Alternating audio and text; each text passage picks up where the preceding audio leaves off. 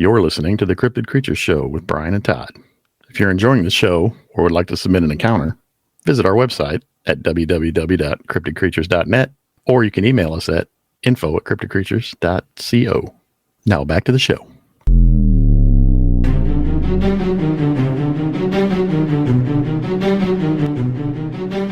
From the side, it looked more like a large gorilla. Its head and shoulders just kind of blended into one unit.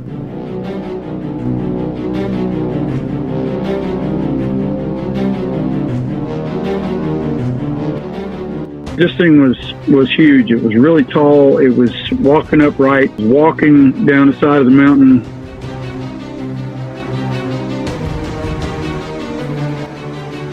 From its shoulders to its fingertips would have had to been over 6 feet. The animal itself was probably between 11 and 12 feet tall. Welcome back to the Cryptid Creature Show. I'm Brian, and with me as always is my co-host Todd. What's up, buddy? Hey man, tonight's encounter is coming from Oklahoma. We have another Bigfoot encounter coming on tonight. Hey, we've had several from Oklahoma. We have. Do you remember? Yeah, I do remember a couple of those that we interviewed. Tonight we're going to bring Ray on, and Ray is going to talk about his Bigfoot encounter and what he experienced and saw in Oklahoma growing up as a kid. So, you ready? Can't wait to hear it. Let's get him. Are you there? Yeah, I'm here. You had a couple Bigfoot encounters, is that right? Yeah. And where did you say those happened at? In northeastern Oklahoma in Osage County, just outside a small town called Sand Springs. Okay. Well, tell us about the first one. Tell us what was going on, what happened to you. Well, the first open, obvious encounter was I was at a friend of mine's house with my older brother and younger brother, and he and his wife were there. And I guess I was about 17 years old. It was midsummer, bright, sunny day. It was just really, really pretty outside. I mean, it was good visibility, no clouds, not a lot of wind. And he's got this big window that on the one side of his house that faces the side of a mountain. And we saw, I spotted it first, and it came out of the trees and was walking down the side of this mountain in broad daylight, maybe 150 yards, 175 yards. So, we could see it clearly. Without, 175 yards was about the distance. And it was just walking down the side of this mountain in broad daylight like it didn't have a care in the world. It was walking through a lot of scrub and trees. There were several places there where we could see the entire silhouette, silhouette. See it from the side would have been its left side. The trees it was walking past were sumac trees and scrub oak and blackberry vines and just different stuff. And the sumac trees that it passed by on the path where it was going down were catching it just about the bottom of its pectoral, about midriff, and they were about 8 feet high. We went up there later on and took some measurements, and we didn't find any footprints. The ground was pretty hard packed in the middle of summer, unless it was raining. From the side, it looked more like just a large gorilla. Its head and shoulders just kind of blended into one unit. For my money, it looked like a mountain gorilla, like what you see on with Jane Goodall. But this thing was huge. It was really tall. It was walking upright, and it wasn't slouched forward. It was walking down the side of the mountain. Kind of had a little bit of a swing in its gait, and I would guesstimate its arms from its shoulders to its fingertips would have had to been over 6 feet. The animal itself was probably between 11 and 12 feet tall. I mean, this was, like I said, it was big. And I guess its arms were easily between 25 and 30 inches in diameter. So I talked to my father about this animal, and I gave him the basic dimensions of what we saw. and he guesstimated it to be around between 8 and 900 pounds. And it covered 300 yards in probably 3 minutes. It had a pretty long stride. It wasn't running, it wasn't rushing, it was just walking. And it was going toward the direction of the backside of Shell Lake, which is a small reservoir there in northwest of Sand Springs. I guess it'd be more west of Sand Springs.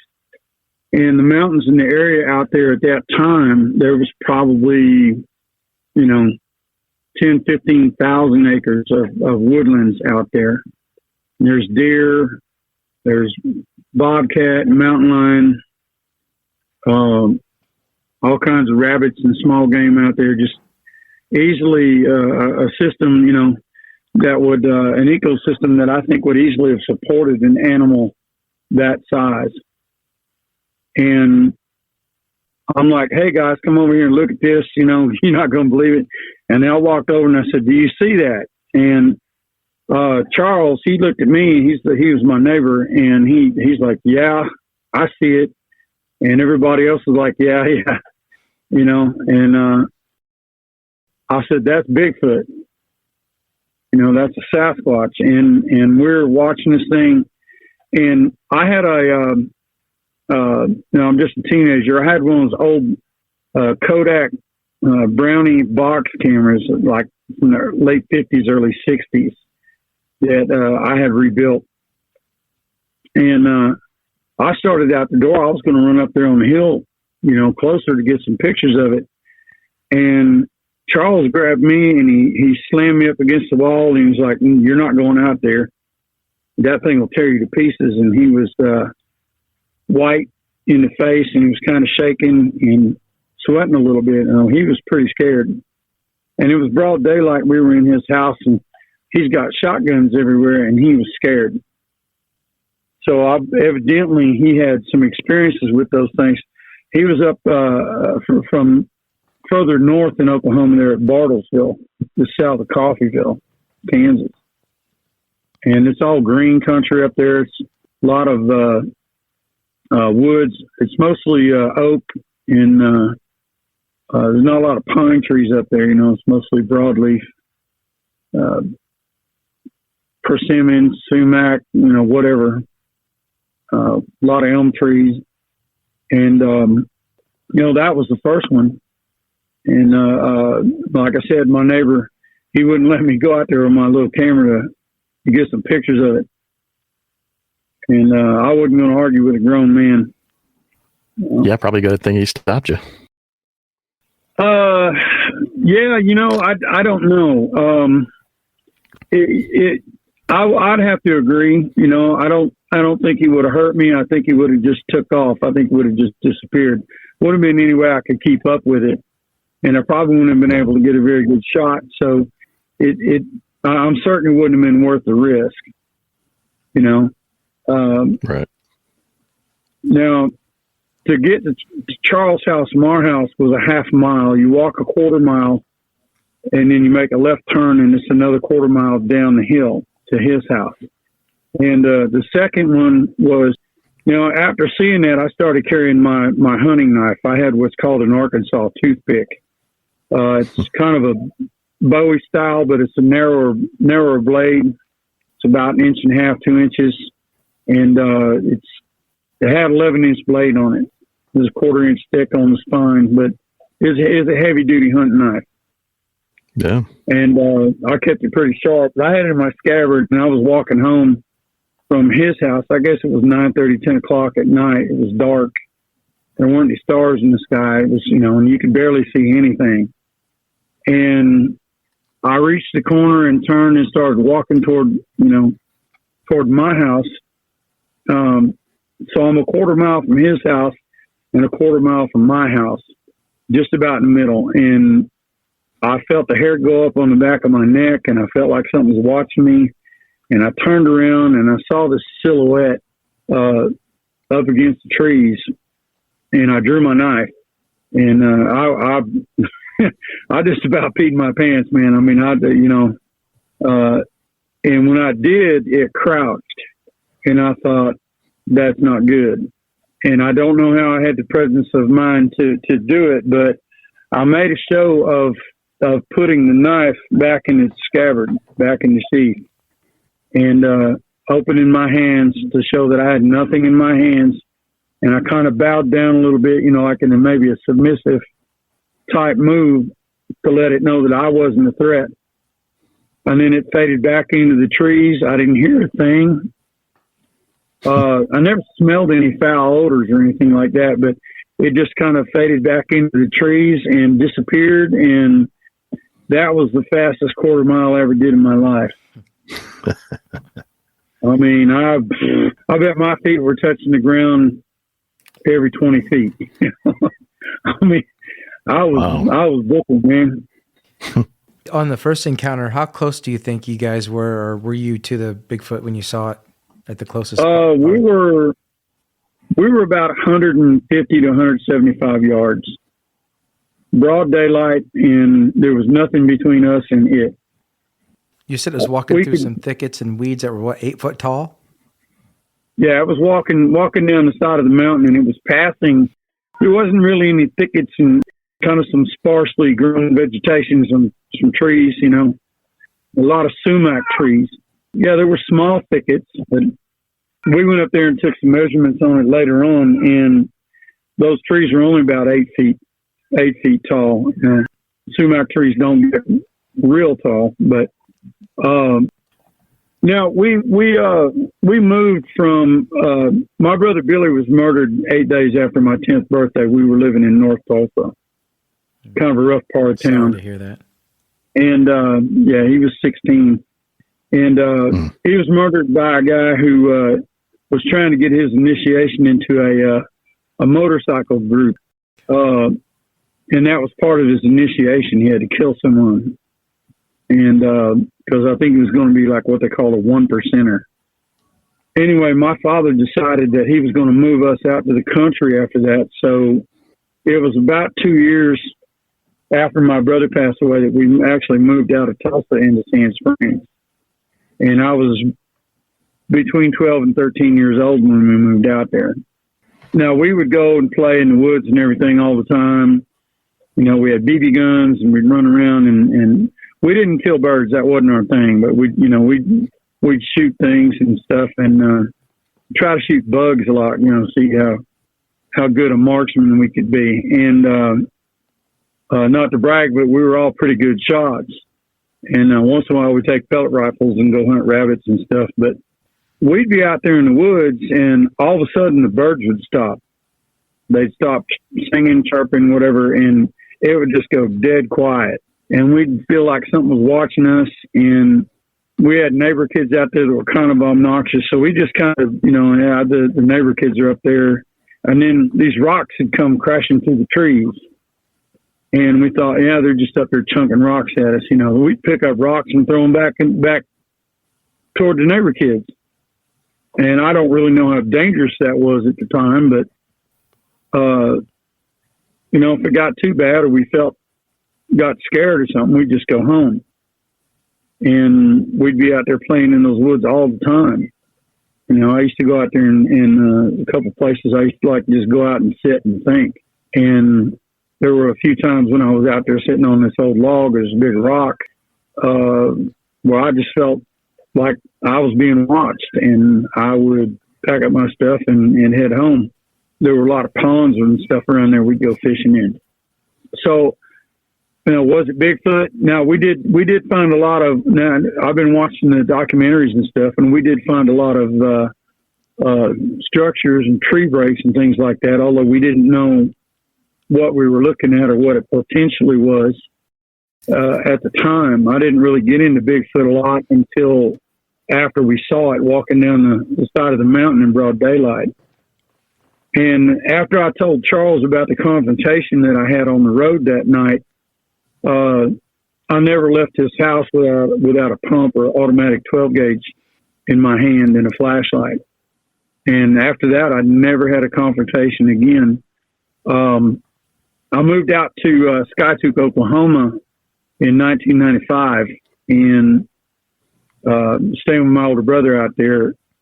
And he introduced me to an Osage Indian shaman whose name was Roy. And I talked to Roy about how I told Dave about the sighting and the confrontation, and he introduced me to Roy. And they call him the tall man, or the tall ones.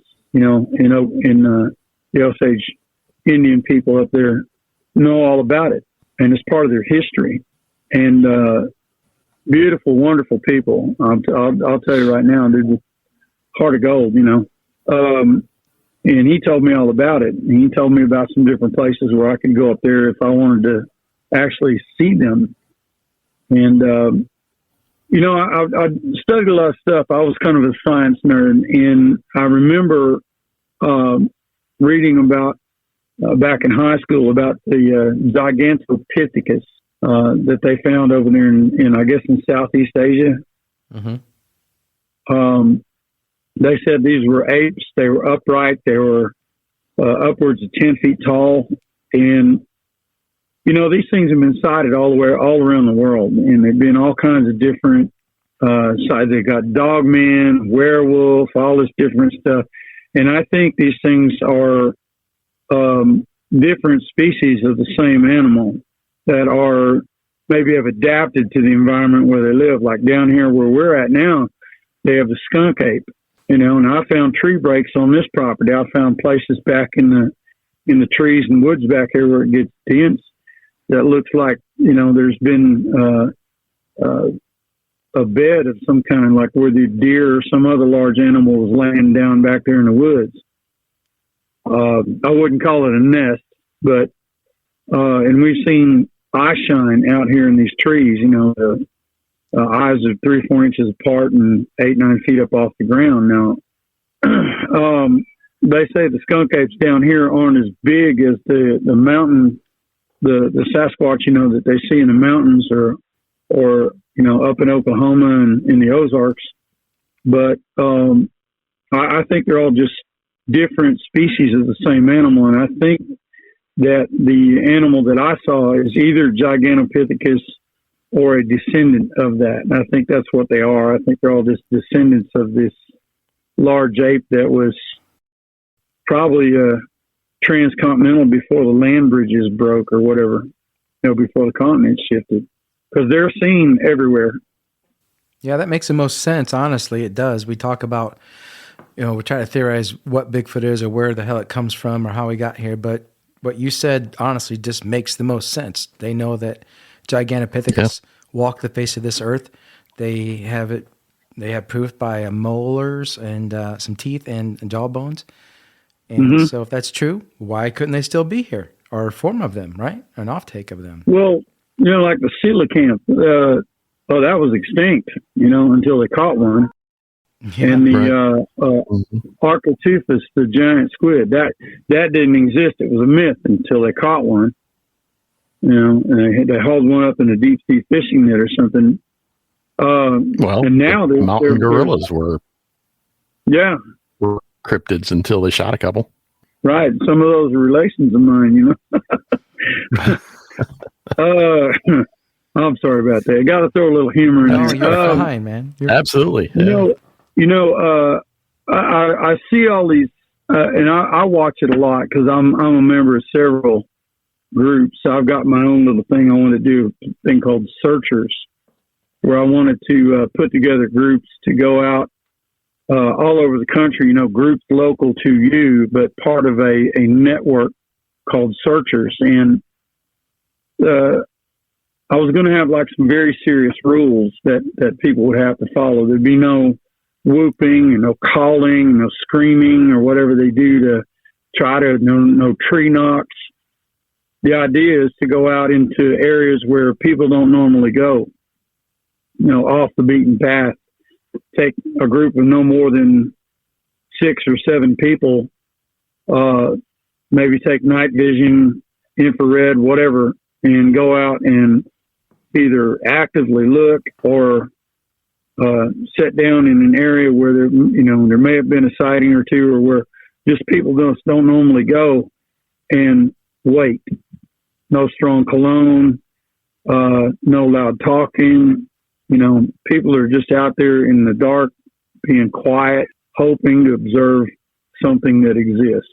Now, there's a guy in Northern California, it's either Northern California or in Oregon or maybe Washington, who has gone to Congress with video evidence to get Bigfoot, Sasquatch, established as a species and get it protected. And he actually succeeded.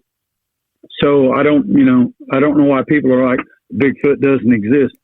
If it's existing and there's video evidence and there's a protected species, why are they still, I do understand that there's a lot of conjecture. People say, oh, they use portals and all this different stuff. And what we saw was an upright, 800 or 900 pound bipedal gorilla. It's not a human being. It's some kind of an ape. There's nothing magical about it. It's not extraterrestrial. It's just an animal. Now, is it dangerous? Any animal that size and that powerful, that's unpredictable, yeah, it's dangerous. You just don't know what it's going to do.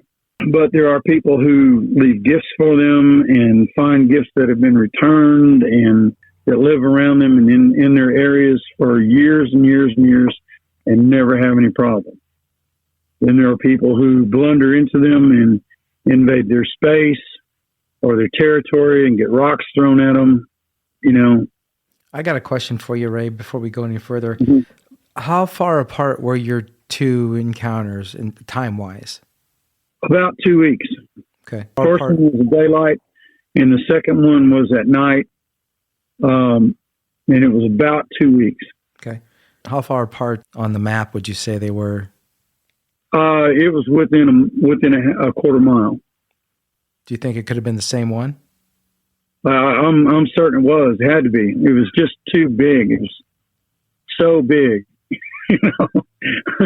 When I hit my front porch and blew through that door and shut the door, everybody's like, "What's going on?" And I said, I ran into it up on the road. Everybody instantly knew what I was talking about. And Dad's like, "Well, that's it. You're not walking out there in the dark anymore." And I'm like, "Well, maybe Charles will lend me a shotgun or something." And I was dating his younger sister at the time, so that's why I was down there so much. Oh, okay. But truth be told, and I wasn't going to be told that I couldn't go down there.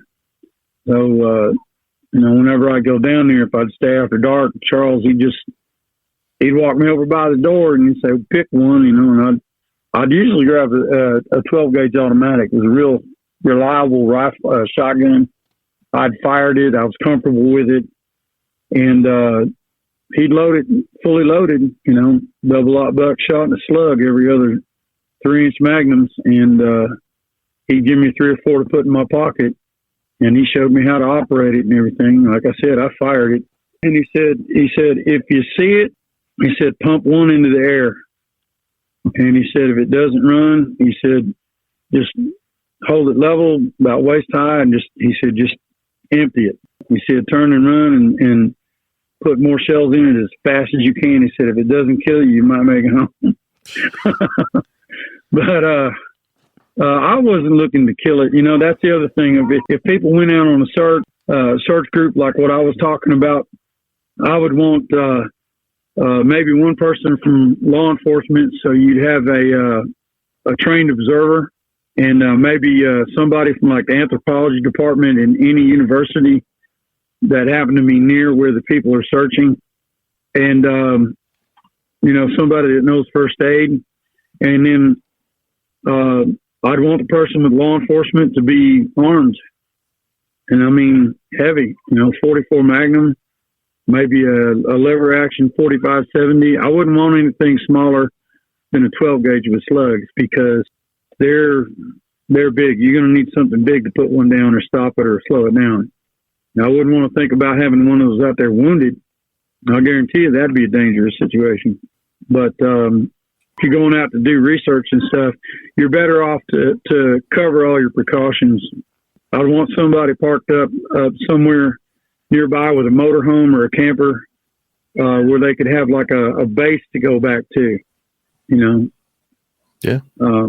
There again, just for safety purposes, you know, maybe have some walkie-talkies or something. But there again, I'd want everything to be very low key and very, very quiet.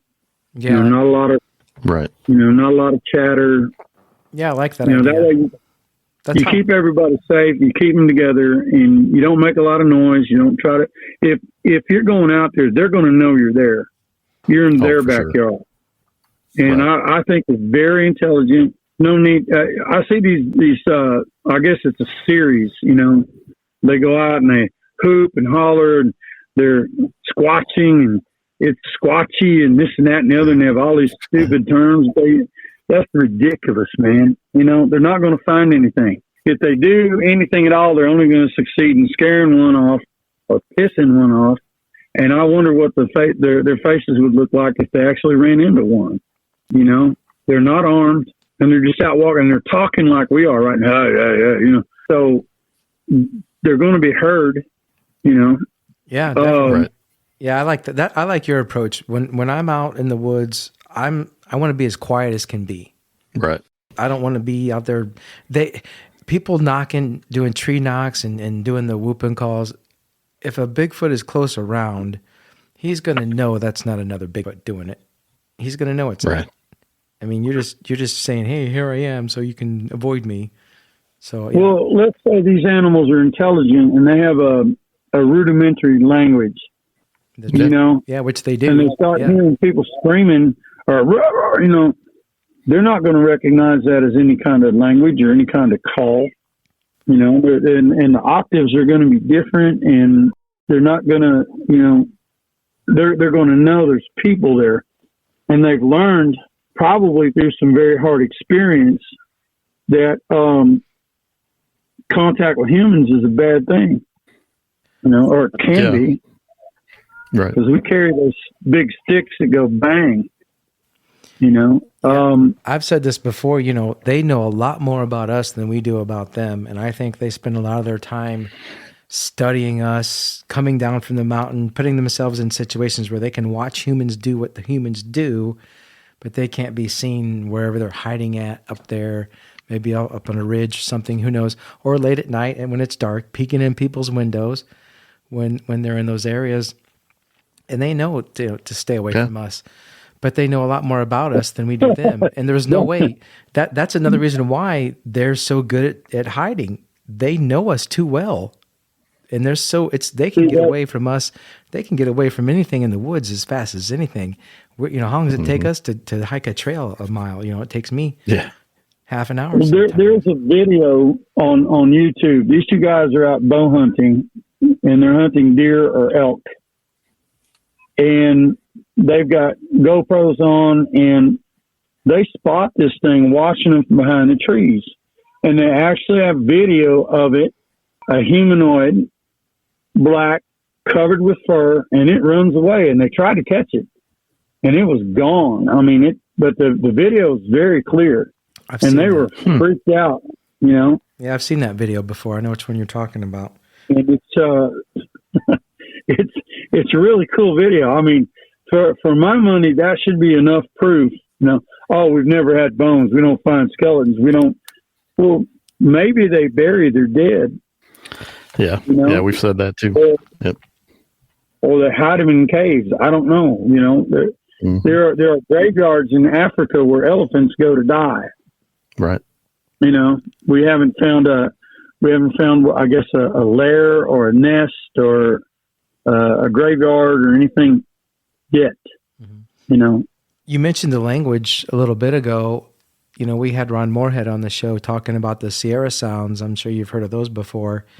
So if these things have a language and they're that intelligent to speak to each other, you know they're burying their dead or taking care of their dead. They're not just leaving. They're like, they're going to do what we do. You know, we're just leave somebody just lay there in the street to die and just rot for somebody to come along and find. They're gonna get rid of the body. They're gonna hide it. They're gonna, hell, who knows? They may even be cannibals. They probably have a whole ritual thing they do. You never know. They may even eat their dead for all we know.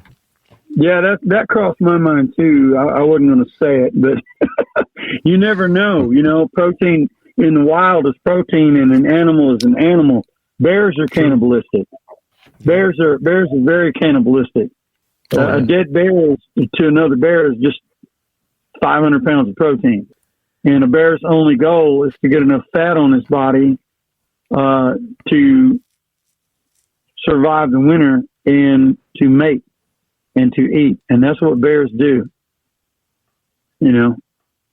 Yeah. That's actually that's the one animal I am terrified of is a bear. Bears don't kill like tigers or lions or mountain lions do. Bears just hold their prey down and eat it. Yeah, eat it live. Start taking chunks Yeah, out of it. that would. So yeah, I mean, you're getting eaten alive, you know. But I would imagine that the animal that I saw could probably handle a bear.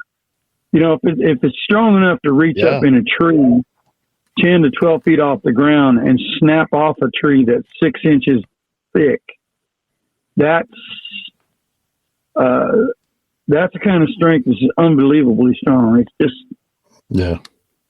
it's a whole different ball game. They wouldn't have a problem with a bear. It'd be a good fight.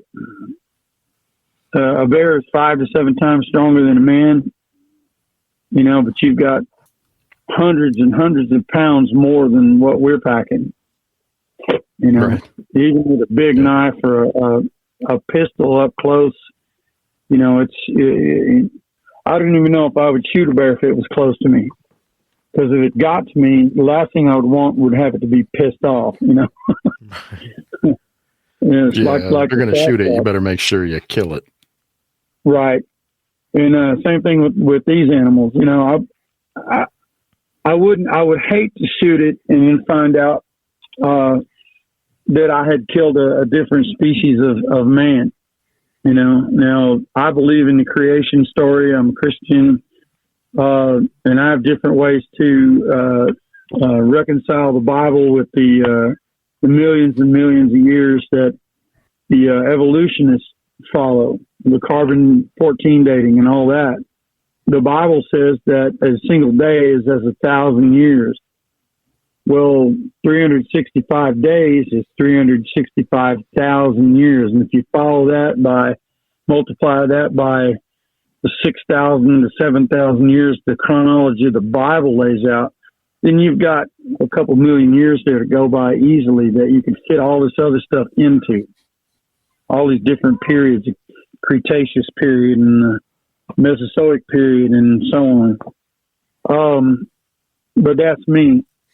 That's just my personal theory. And I look at different kinds of evolution. There's superficial evolution where an animal will change in size and height and stature and musculature and skeletal changes. That's why I'm saying there's several different species of the same animal. I mean, you've got gorillas, then you've got the Congo ape, and then you've got the chimpanzee, and they're all basically apes. Look at how many different species of just primates there are. How many different things walk, have 2 legs and 2 arms and hands and feet out there? How many different creatures? A lot. Right. Well, if you're talking about the same animal, could it just be a different race of the same animal? Like we have different races among human beings. Well, would it be a far stretch to go outside the race thing and say it's different species of human beings? You know, they can all interbreed. You can breed a gorilla with a chimp. You can breed a chimp with the Congo ape, you know, and vice versa. There's, you know, we can speculate all day about all kinds of things and never be right, but I guess that's the fun side of hypothetical and as much as it drives me crazy not to know, you're right. What you said there, and I'm thinking about this, if we knew, it wouldn't be any fun. If Bigfoot wasn't a mystery, we wouldn't be sitting here talking about it, you know? So to have that, I guess, is good. in a way, to have that. Well, I actually believe that the mystery of Bigfoot has been solved. I think that there's more than enough evidence out there. I mean, they did declare it a species in Washington or in Northern California.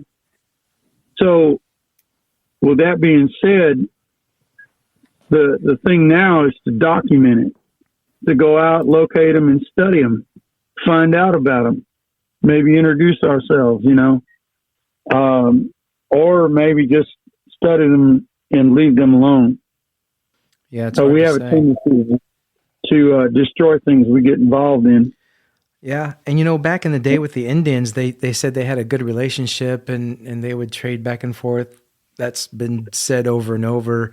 Maybe they saw us come over from overseas and do what we did to the Indians and take the land and kill and do everything, and they just were like, we're out of here. We're going to go back in the woods and hunt. Well, for yeah, I these mean, people. we fought the Civil War was fought all through the Blue Ridge Mountains and the Ozarks and all that, and I'm sure that they're there.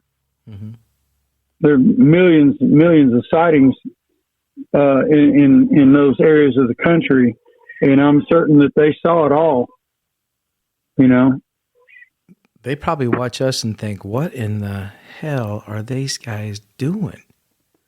Why are they, Yeah. shooting each other and blowing each other up and everything else?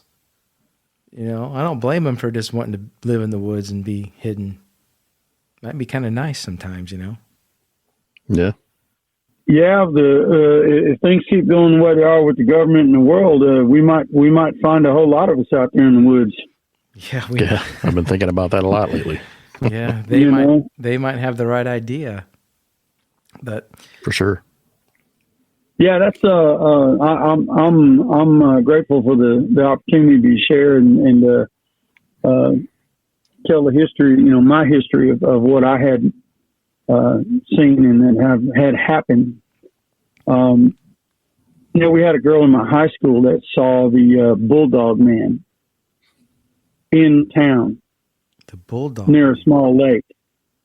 Well, the other side of the lake backs up to a couple thousand acres of woods, but Really? yeah. And she told everybody her story. I mean, they put her in the paper, in our local newspaper, and everybody thought she was crazy. She was in my commercial art class, and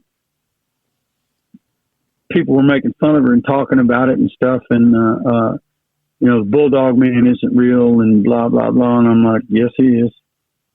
And when I spoke, everybody got quiet.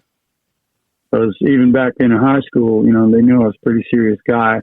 I worked a full-time job and a part-time job and fed and clothed a family of 7 people because my dad didn't work. That's the kind of responsibility I shouldered from the age of 13 up until after I graduated high school.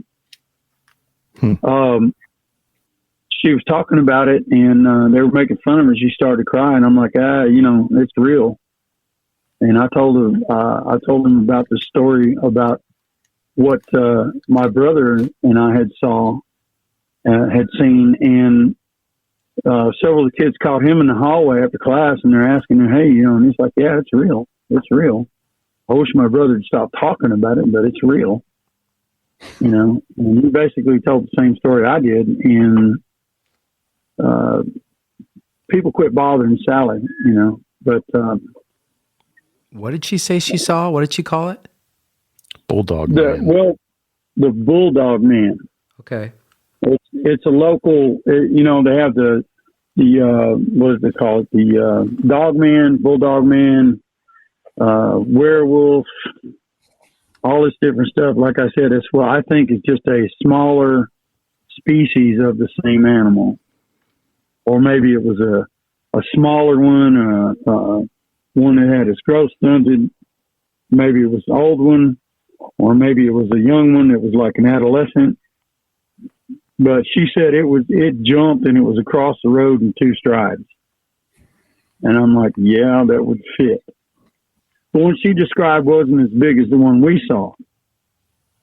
But I'm not the only person who had encounters with them up there. In the Osage Indians up there, and the Cherokee Indians up there are, if you're real and you're polite and respectful, they'll talk to you about it. But if you're a jerk and you're making fun of it and stuff, then they've got none. They don't have time for you, and I don't blame them. But we've heard stories of different versions of Dog-man before. We've heard that they can look like a German Shepherd kind of dog, or they can look kind of like more like a bulldog, or have a shorter snout, maybe a wider mouth. Different variations of this thing. So who knows? Two people can be standing on the sidewalk and see an accident at the same time, and they'll have different stories of the same accident. Right. Yeah. That's just because there's two different sets of perception there, and two different knowledge bases with two different experience bases. And you add all that together, you're going to very easily come up with two different stories. You guys have your individual experiences that you've had. You have your individual amounts of knowledge and things that you've studied coupled with that. And then whatever angle or position you're in, whenever you see whatever, the stories are going to vary. And there's no way that it can't, if you think about it. But yeah, I know what you mean.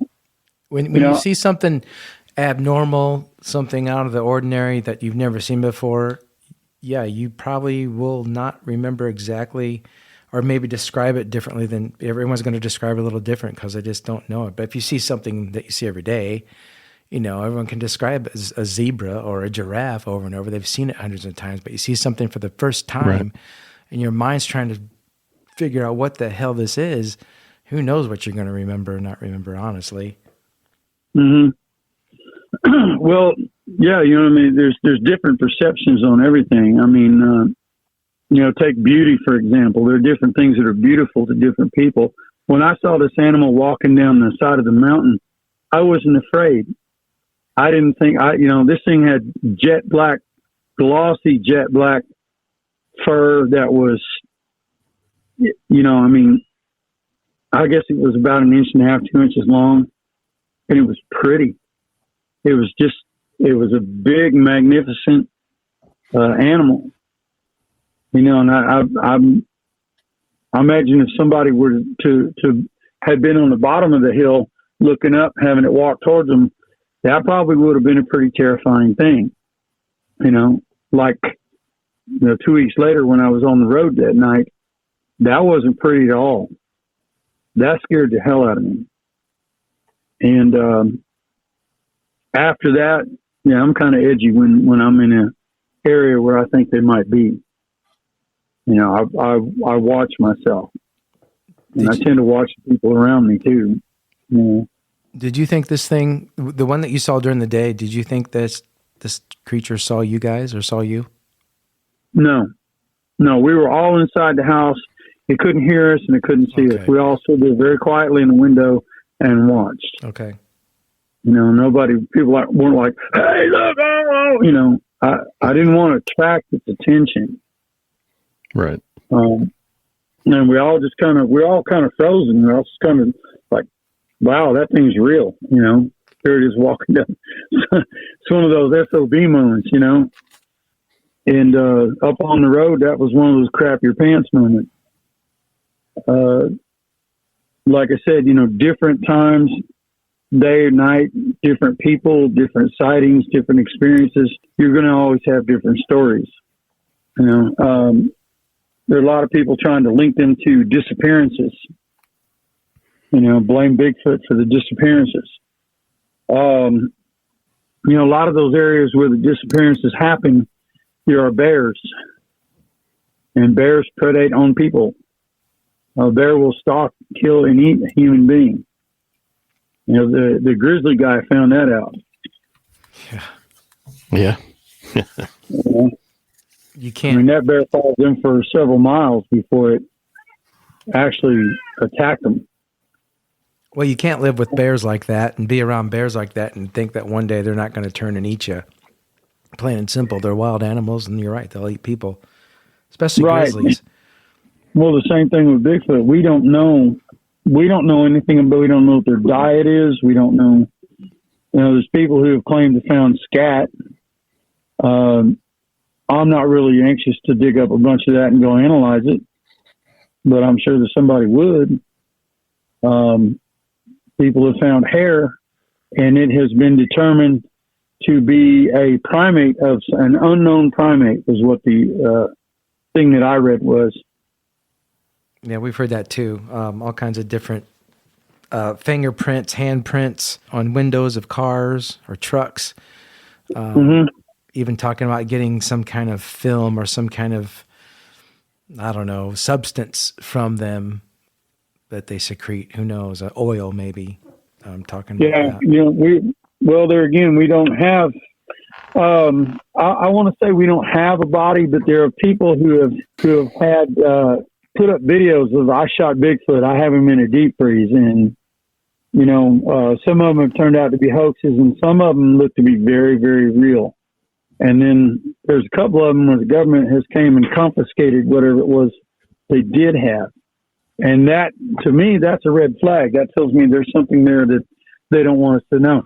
And because we don't have a specimen that we can study, either alive or dead, we don't know anything about their biology. We know that they are up, they can walk upright, they can run on all fours. We know they're much larger than us, and they're extremely strong. We know they're very reclusive and shy. We know that they're territorial. We can put a list of things together that we do know and start to build a profile on the animal. But until we actually have one that we can study, either living or dead, if we had a dead one, we could dissect it and analyze it and whatever. But we could, examine its brain and compare it to our own. Yeah, if the government ever lets that happen, we could probably do that. But I don't yeah, think they are. there's a lot of stuff in the basement of the Smithsonian that I doubt will ever get out. Yeah, I agree with you. Do you ever get out and look for these Bigfoot anywhere in Oklahoma? You ever get out? Not lately. We just moved here. We're in South Texas now, between Houston and Beaumont, and we're actually 20 miles off the Gulf. Okay. And we're kind of a wooded area here, and I found 2 tree breaks on this property, and like I said, that nest, for lack of a better term, we've seen eye shine here on this property, and I saw something. I'm not going to say I saw a Bigfoot or whatever, or a skunk ape. I was scanning with my flashlight, panning back and forth, and I saw something turn, and it looked like it had long hair, and I saw it for a split second, and it was gone. And a few nights later, I saw something, and I'm like, I'm out there with a BB gun. I'm trying to shoot a possum that had been getting into our chickens, and I just racked off a shot off into the woods, and I heard this whoa, whoa sound, and I'm like, what I'm getting out of here. And I told my wife, and we both went back in the house, and I don't know what that was. We've heard of that area being saturated with them too. East Texas, definitely. Well, yeah. Well, we're in Southeast Texas here, and there's lots of canals and lots of woods and lots of swamp, and this is where the skunk apes hang out. And like I said, like we talked about before, I think that's just a smaller version, a different species of the Sasquatch. Now, they talk about how they stink, and bears have an odor. I mean, it's nasty, and the odor from a bear largely comes from the blood that gets in their fur from their prey and from the dead animals that they eat and so on. So if you get downwind of a large bear, you're going to find out they stink. out in the wild, they stink.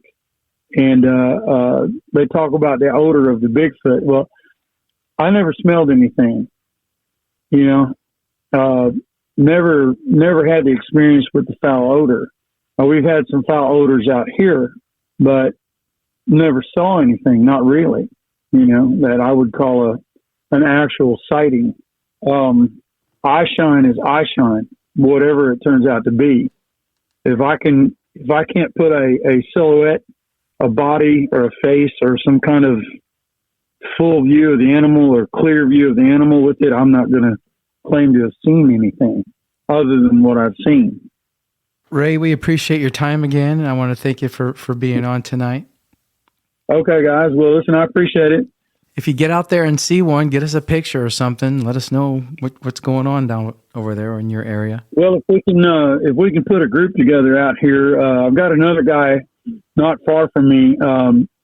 He's ex-law enforcement, and he loves the idea, and he's got an area over in South Louisiana, not far from here, that he wants to go search.